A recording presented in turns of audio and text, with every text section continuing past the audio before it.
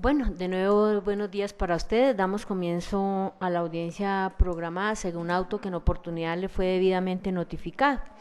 La presente audiencia tiene como finalidad escuchar la sustentación del recurso de apelación y proferir el fallo correspondiente. Para efectos de grabación, estamos en el proceso 11.001-3103. 038-2013-626-01, en el que actúan como demandantes don José Marcelino Viva Granado y don Jaime Cañón Ochoa, demandados iniciales Red Especializada en Transporte Redetran, Gustavo Alfredo Luque y Seguros del Estado S.A., en la actualidad demandada únicamente Seguros del Estado S.A. La sala está presidida por quien les habla, Hilda González Neira, acompañada del honorable magistrado doctor Manuel Alfonso Zamudio Mora, y la integra a su vez también el honorable magistrado Oscar Fernando Yaya Peña, quien se encuentra ausente con excusa justificada en los términos del artículo 54 de la ley 270 del año 96 y el artículo 107 del Código General de Procesos, circunstancia que se dejará constancia en el acta respectiva. Como hay mayoría, la audiencia se puede realizar. Entonces vamos a darle el uso de la palabra a la apoderada que se encuentra presente para que se identifique y nos diga en nombre de quién actúa. Por favor, tiene el uso de la palabra, doctora. Buenos días, honorables magistrados y a la señorita secretaria. Mi nombre es Gladys Edith Laverde Neira, abogada en ejercicio, y actúo en nombre y representación de los señores José Marcelino Vivas Granados, Jaime Cañón Ochoa.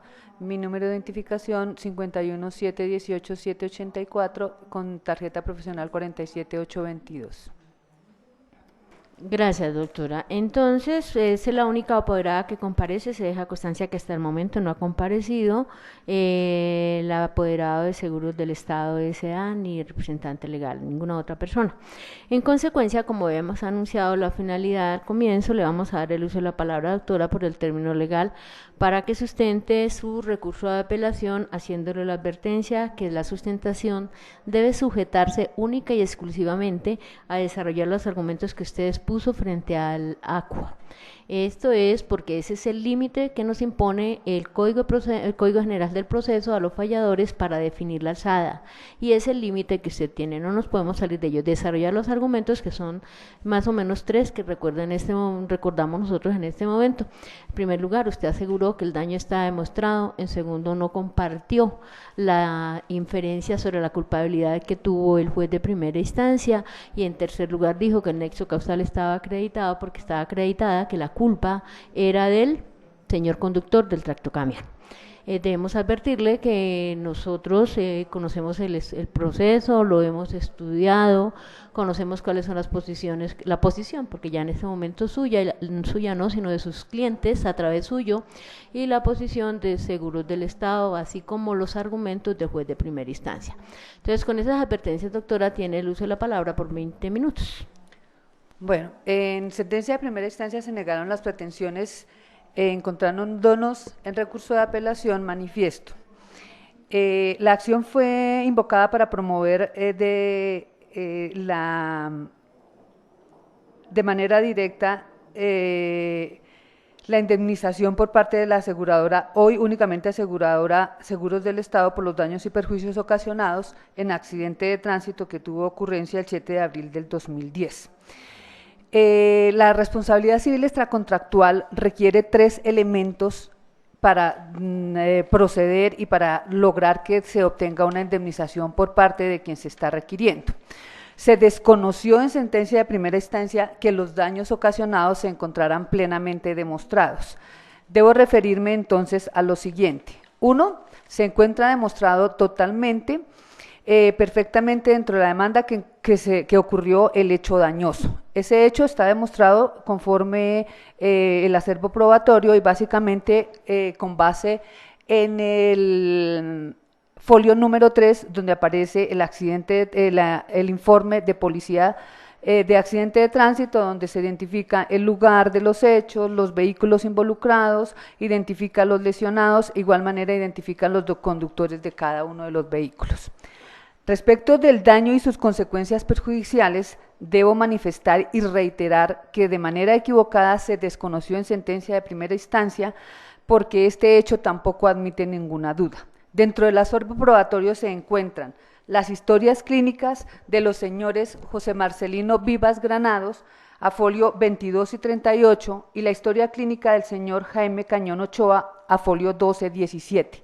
Historias clínicas que dan fe de los traumas, de las cirugías, de los posoperatorios y de las hospitalizaciones y de las secuelas de que fueron objeto los señores aquí mencionados como consecuencia directa del accidente de tránsito que tuvo ocurrencia en la fecha ya mencionada. De igual manera, a folio 10, de manera clara, aparece el informe de medicina, informe técnico de medicina legal, donde al señor Jaime Cañón Ochoa le decretan 60 días de incapacidad definitivas y además agrega una deformidad física permanente, hecho que está plenamente probado. Igualmente, el señor José Marcelino Vivas Granados, a folio 19, aparece dentro del informe técnico de medicina legal 120 días de incapacidad, deformidad física que afecta el cuerpo. Entonces aparece plenamente demostrada la situación de víctima y la situación de daño en la salud y en la vida de los señores aquí demandantes. Igualmente, dentro del proceso aparecen demostrados los daños materiales que se suscitan como causa o consecuencia de la pérdida del vehículo que estuvo relacionado en la colisión, que pertenecía al señor José Marcelino Vivas Granadas, un Renault 9 de placas SHN 092 de modelo 1993, vehículo que aparece demostrado que pertenecía al aquí demandante, vehículo que aparece que fue dado por pérdida total en el mismo croquis, vehículo que a fotografías de folios 56 a 57 aparece totalmente destruido, y aparecen igualmente señaladas cada uno de los gastos que ha generado este vehículo a su propietario.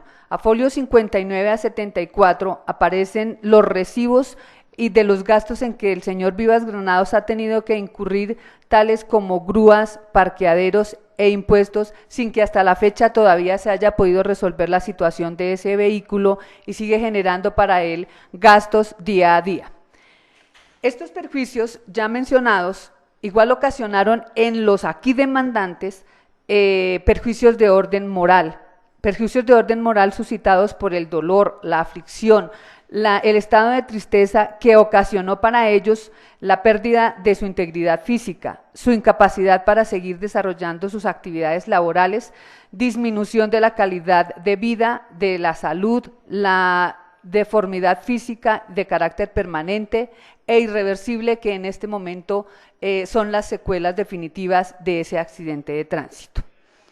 Entonces, señores magistrados, de una parte se encuentra totalmente demostrado dentro del proceso el daño ocasionado a los aquí demandantes. Respecto de la culpa,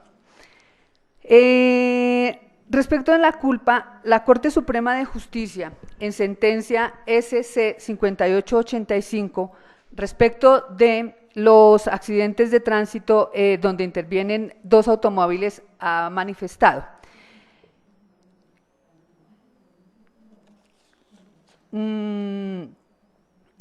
cuando el daño se origina en una actividad de las estimadas peligrosas, la jurisprudencia, con base en el artículo 2356 del Código Civil, ha adoctrinado un régimen conceptual y probatorio especial o propio en el cual la culpa se presume en cabeza del demandado, bastándole solamente demostrar a la víctima el hecho intencional o culposo atribuido a éste, el perjuicio padecido y la relación de causalidad, que no puede ceder sino ante la demostración de una conducta resultante del caso fortuito, fuerza mayor, o de un hecho imputable a la víctima o de un tercero.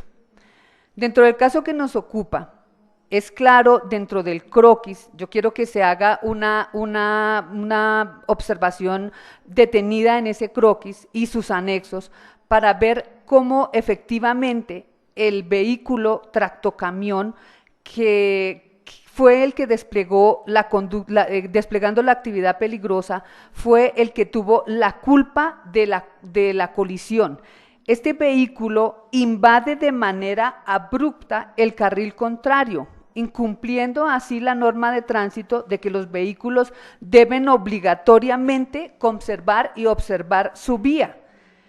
Si observamos el croquis, en la parte donde se determinan las convenciones, con el numeral número 1, aparece el lugar donde fue impactado el vehículo Renault 9. Y efectivamente el vehículo Renault 9 venía conservando su vía, venía por el carril que le corresponde y fue impactado por el vehículo que de manera abrupta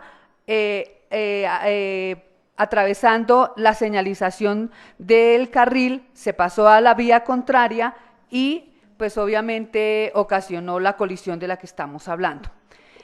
Es importante que se den cuenta, señores magistrados, que dentro del croquis aparece también que el estado de la vía era buena, que se encontraba en una curva que fue lo que ocasionó la falta de pericia del conductor del tractocamión, que había 2 carriles y que se estaban perfectamente demarcados. Eso también aparece plenamente demostrado dentro del croquis.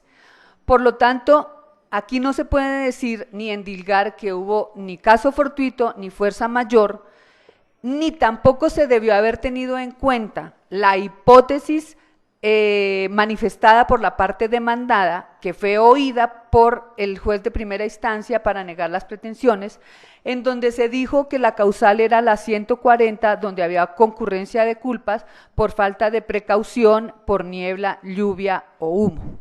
Dentro del proceso no hay una sola prueba que pueda demostrar que el conductor del vehículo del Renault 9 no tuvo la precaución necesaria porque había niebla, lluvia o humo. Ni siquiera se puede demostrar que existían estas circunstancias de niebla, lluvia o humo para poder predicar que efectivamente la hipótesis que quedó anotada en el croquis fue la real y que hubo concurrencia de culpas. No hubo concurrencia de culpas, no hay prueba alguna que demuestre la situación de la que hace alusión la parte demandada y en tal situación, por el contrario, se verifica que sí hubo negligencia y falta de pericia del conductor del tractocamión, toda vez que no supo maniobrar en la curva y atravesó el carril que no le correspondía, quebrantando de manera evidente las normas de tránsito. Queda entonces demostrada la culpa que existió por parte del vehículo, del conductor del vehículo tractocamión. Tractocamión que efectivamente tiene una póliza de seguros con seguros del Estado, contrato de seguro que debe responder, póliza que aparece a folio 186. Por lo tanto, no se puede indicar tampoco, de una parte hubo, uno, que no hubo nexo causal, porque está totalmente demostrado la culpabilidad, y dos, que se estaba indicando en primera instancia que hubo una indebida legitimación en la causa. Mediante la ley 45 de 1990, en su artículo 1133, donde habla del seguro de responsabilidad, a los damnificados les es viable ejercer su acción de manera directa a la aseguradora, que es lo que está pasando en este momento. Entonces, existe efectivamente causa legítima para demandar a la aseguradora Seguros del Estado, porque la póliza así lo demuestra a folio 186, existe el nexo causal, existe la culpa, se demostraron, como ya lo dije, los daños y perjuicios ocasionados a los aquí demandantes y por lo tanto solicito a los honorables magistrados revocar la sentencia de primera instancia y en consecuencia fallar favorablemente, despachar de manera favorable las pretensiones de la demanda. Muy amable, doctora. Hacemos un receso de 5 minutos y continuamos, por favor. Nos esperan afuera.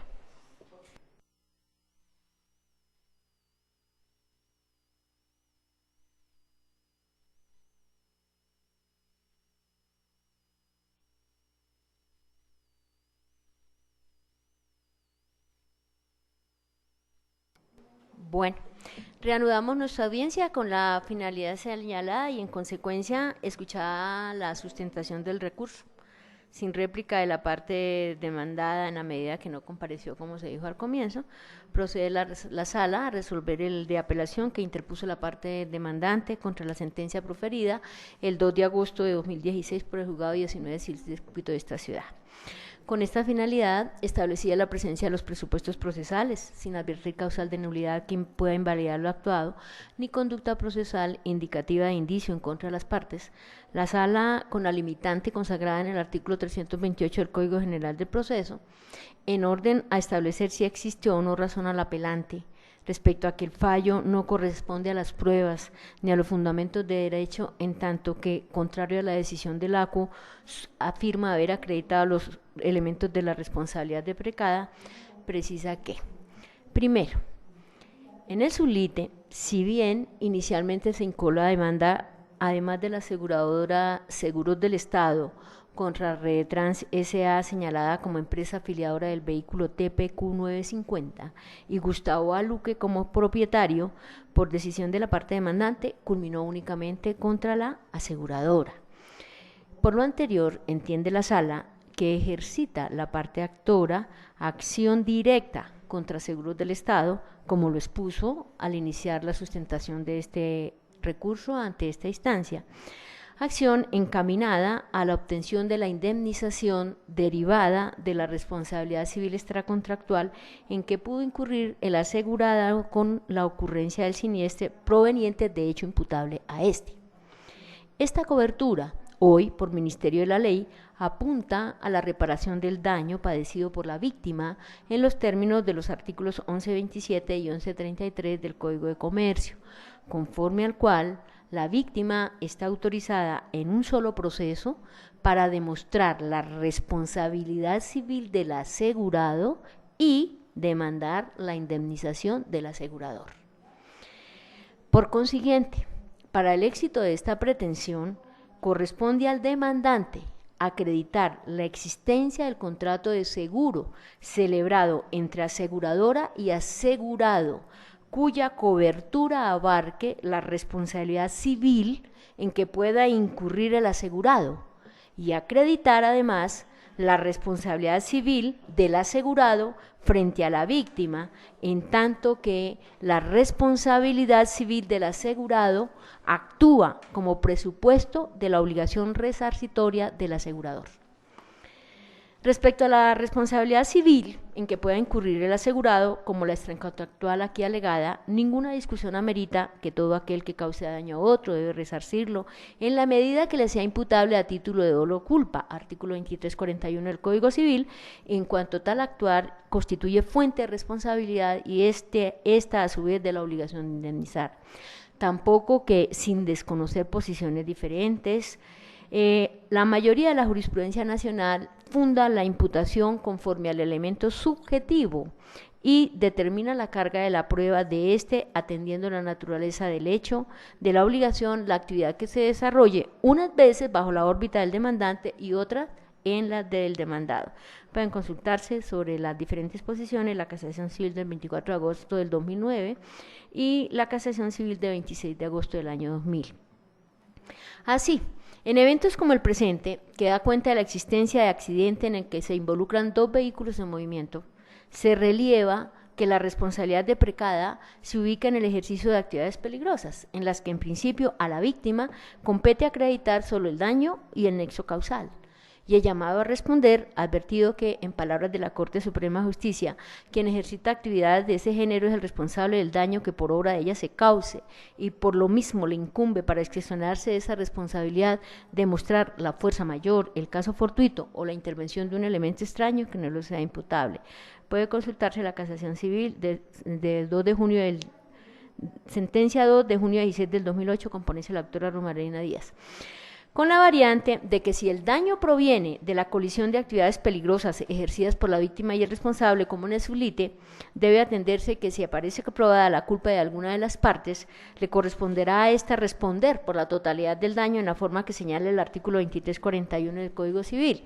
Si se acredita la exclusividad de la víctima, ésta debe asumir la totalidad del daño, y si se demuestra culpa de ambas partes, en aplicación del artículo 2341 y 2457 del Código Civil, se reduce proporcionalmente el monto indemnizable.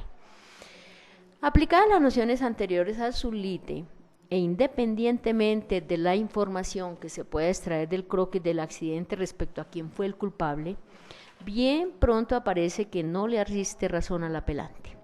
Lo anterior, porque revisado el acervo probatorio uno a uno y en conjunto, con referencia a la demanda y su contestación, es evidente la insuficiencia probatoria en la demostración de los presupuestos de la acción invocada, carga probatoria que, en lo atinente a la obligación resarcitoria deprecada frente a la aseguradora, competía al demandante y que no atendió, porque no está acreditado quién ostentaba la calidad de asegurado, ni relación aseguraticia alguna entre la demandada Seguros del Estado S.A.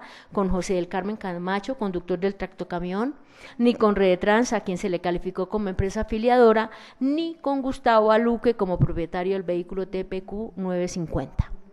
Al efecto, A.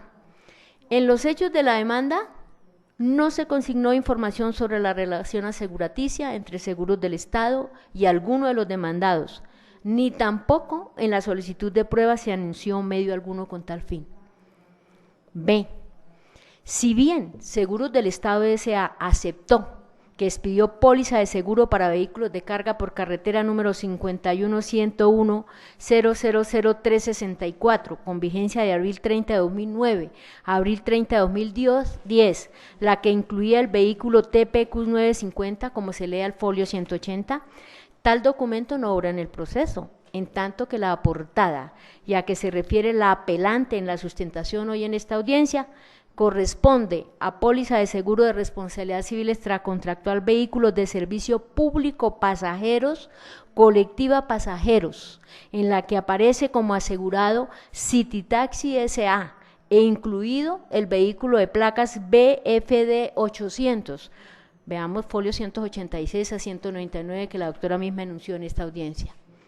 La falencia probatoria anterior impide determinar quién tenía la calidad de asegurado para imputarle la responsabilidad civil extracontractual que invoca la parte demandante por razón del accidente ocurrido en abril 7 de 2010. C. Tampoco está acreditado que Redetrans S.A. fuera la empresa afiliadora del vehículo TPQ 950 ni que Gustavo Aluque fuera su propietario, como se anunció en el hecho 17 de la demanda, independientemente de que se desistió de la acción contra ellos, pero no se acreditó. Por el contrario, el certificado de tradición del vehículo, folio 133, cuaderno 1, revela que tales calidades estaban en cabeza de Old Transportes S.A. y de María Cristina Niño P., personas no demandadas en este asunto. Lo anterior resta trascendencia a la consideración del ACO relacionada con el desistimiento frente a estos demandados y su incidencia frente al nexo causal. 3. Lo anterior es suficiente para confirmar por estas razones la sentencia de primera instancia y hace innecesario consideraciones adicionales sobre las falencias que enrostra el apelante respecto a la acreditación de los elementos que estructuran la responsabilidad civil extracontractual atinentes al hecho dañoso, al daño y anexo causal que uno al uno con el otro. Conclusión. Se confirmará, como ya se dijo, la sentencia apelada, no habrá condena en cosas, dada que no aparecen causadas, advertida la incomparecencia de la parte a esta audiencia. Quinto, decisión. En mérito de lo expuesto, el Tribunal Superior del Distrito Judicial de Bogotá Sala Séptima de Decisión Civil, administrando justicia en nombre de la República de Colombia y por autoridad de la ley, resuelve, primero, confirmar por las razones que en esta audiencia se expusieron la sentencia proferida el 2 de agosto de 2016 por el Juzgado 19 Civil del Circuito de Bogotá a que se ha hecho referencia. Segundo, no condenar en costas en esta instancia al apelante. Tercero, oportunamente devuélvase el expediente al juzgado de origen. Esta decisión se notifica en estrados. Los magistrados, como se anunció al comienzo, Hilda González Neira, Manuel Alfonso Zamudio Mora y con ausencia justificada del doctor Oscar Fernando Yaya Peña. De tal manera que, agotada la finalidad de la diligencia, la damos por terminada. ¿Ya firmaron el acta de comparecencia, Alejandra? Firmamos el acta de comparecencia y se terminó. Muy amables por su asistencia.